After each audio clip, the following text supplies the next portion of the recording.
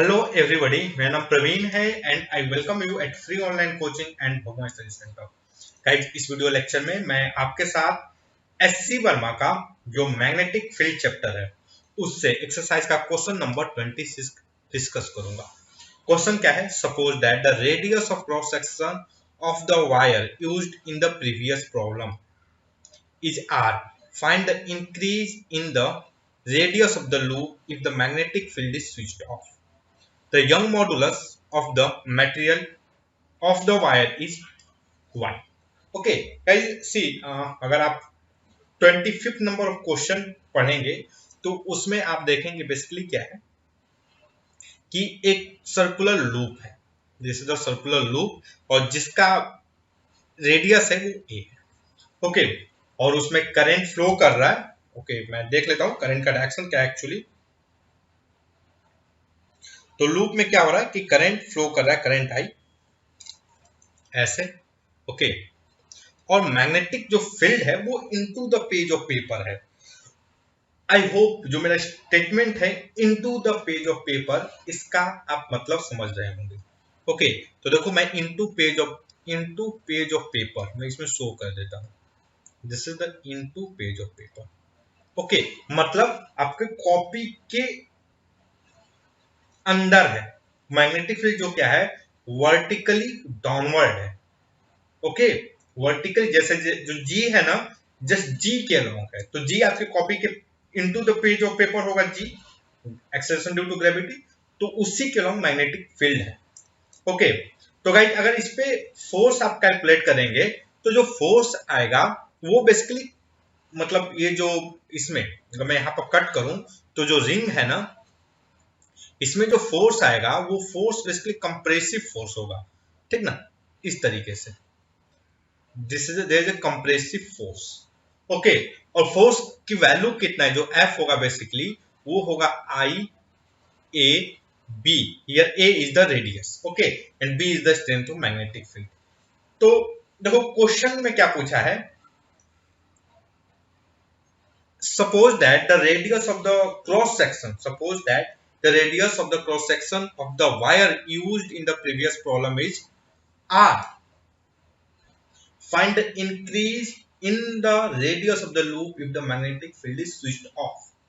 Okay, अगर मैं magnetic field switch off कर दूंगा तो होगा क्या कि जो फोर्स ऑफ कंप्रेशन है वो हट जाएगा। ओके, और जब ये फोर्स ऑफ कंप्रेशन हट जाएगा तो रेडियस क्या होगा, इंक्रीज कर जाएगा। अब बात समझ रहे हो, रेडियस क्या होगा भाई, रेडियस जो होगा वो इंक्रीज कर जाएगा। आई होप गाइस आपको जो प्रॉपर्टीज ऑफ मटेरियल में जो हुक्स लॉ है, जो मटेरियल की प्रॉपर्टीज है, आपको उसके बारे में पता होगा। ओके, कि आपको पता होगा कि जब भी किसी मटेरियल पे कंप्रेसिव फोर्स लगते हैं, जब भी किसी मटेरियल पे कंप्रेसिव फोर्स लगते हैं तो उसका जो लेंथ है डिक्रीज करता है। और ये मटेरियल है बेसिकली, मतलब अगर फोर्स कम है तो सम इलास्टिक मटेरियल की तरह बिहेव करेगा। अगर आप इसमें कंप्रेसिव फोर्स लगाएंगे तो इसकी जो हाइट है ये बेसिकली कंप्रेस होगा, just behave like a spring. अगर ये फोर्स रिटर्न कर दे, हटा देंगे तो ये अपने ओरिजिनल लेंथ पे आ जाएगा।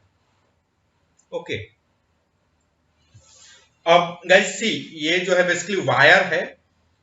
वायर में जो ये इंक्रीमेंट होगा, ये जो चेंज होगा, चेंज इन लेंथ, वो नेग्लिजिबल होगा। ओके, वायर में जो चेंज इन लेंथ होगा वो क्या होगा, नेग्लिजिबल होगा। तो फॉर प्रैक्टिकल पर्पस अगर मैं बोलूं कि इनिशियल लेंथ मतलब ये जो डेल्टा एल है, this delta L is tends to 0। Okay, तो गाइस अगर मैं बोलूं कि देखो इसका इनिशियल लेंथ, अगर ये जो सर्कुलर वायर है, सर्कुलर वायर का ये जो वायर इसका इन लेंथ क्या होगा, इनिशियल लेंथ क्या होगा, initial length is basically length होगा ये 2 पाई ए होगा। आई होप लेंथ मतलब ये जो पेरिफेरी होगा, circumference, okay, that is the length. तो initial length is going to be 2 pi a. I hope guys आप इससे एग्री करोगे। Initial length is 2 pi a. Okay, चलो, और जो फाइनल लेंथ होगा, फाइनल लेंथ मतलब ये वाला, final length is approximately, final length is approximately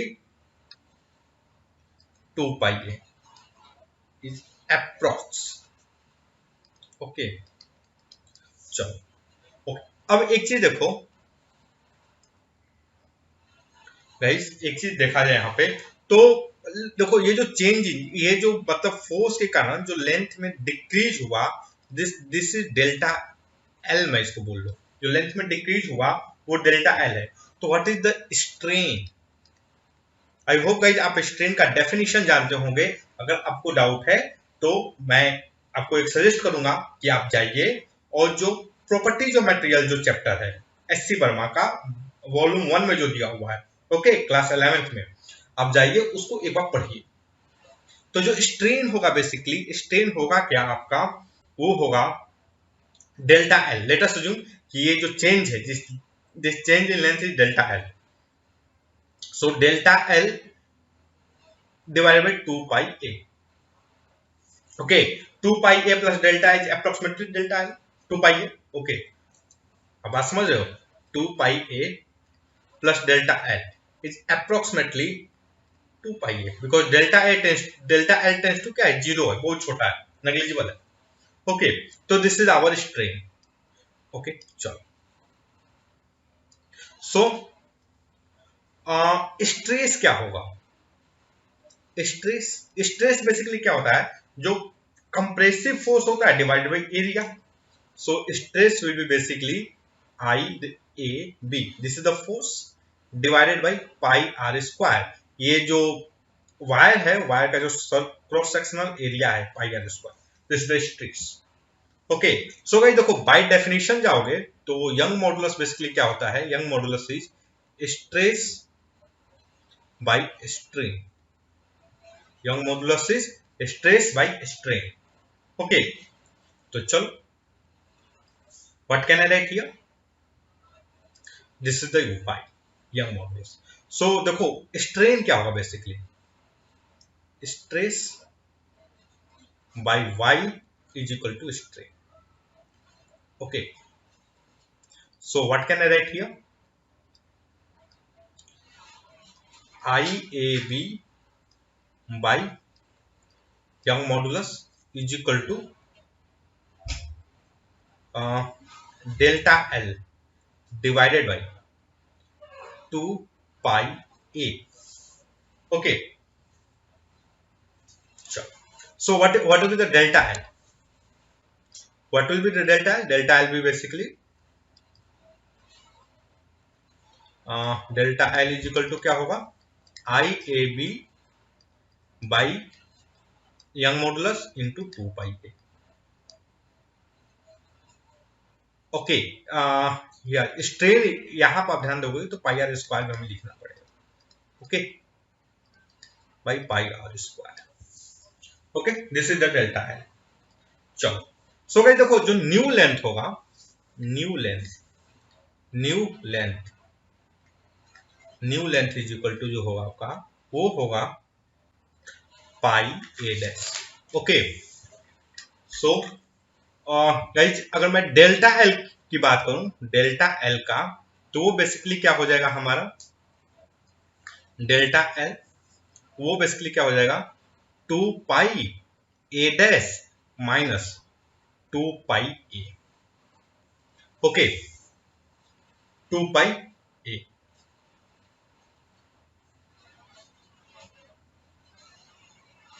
सो आप ध्यान से देखोगे, what will be the delta L? Delta L is equal to 2 pi a dash minus a। तो देखो क्वेश्चन में क्या पूछा है कि इंक्रीज इन रेडियस, ठीक ना? तो इसको मैं लिख दूं delta R. So delta R is basically delta L by 2 pi. Okay, और गाइस हमने यहाँ पे जो डेल्टा एल कैलकुलेट किया हुआ है, हमने यहाँ पर क्या किया है? डेल्टा एल को कैलकुलेट किया है। तो मैं रख दूं डेल्टा एल बाई 2 पाई कर दूं, तो what we get? I a square b divided by young modulus pi r square into 2 pi divided by 2 pi. Okay, तो मैंने देखो डेल्टा एल की वैल्यू लिख दी और what we get, this is the delta. तो ये क्या हो जाएगा, increase in radius of the wire, जो सर्कुलर लूप है उसके रेडियस में जो इंक्रीज होगा, this is going to be the increase. तो ये वैल्यू क्या आएगी आपकी, I a square b divided by gamma Young modulus pi are square. Okay, तो चेक कर दें वर्मा जी ने आंसर क्या दिया है। This is question number 26 and the answer is current radius का square into b divide by Young modulus pi are square Young modulus. तो guys this is the answer given in Verma ji also. Okay, so that's all guys, I hope कि ये जो video lecture है ये आपके study में helpful होगा। And guys if you like my video then don't forget to subscribe my YouTube channel free online coaching and Bhuvan study centre. Thank you for watching, have a nice day.